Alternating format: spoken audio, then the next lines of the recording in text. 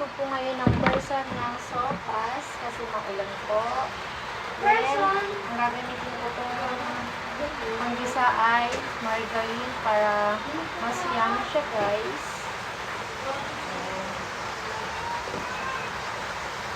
Yan ang gagamitin ng person.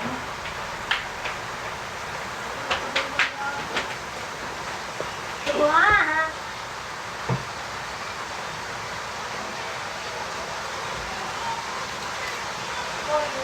Guys,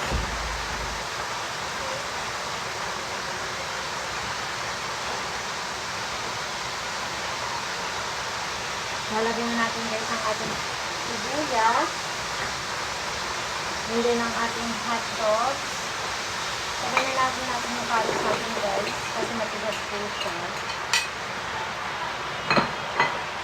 Ibigisa lang po natin guys ang ating mga ingredients.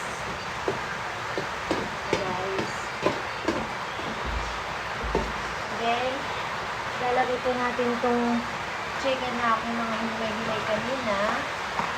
And guys,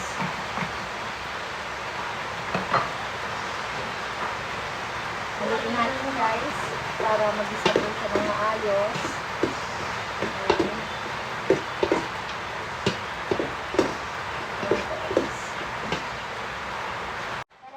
Megos na insa.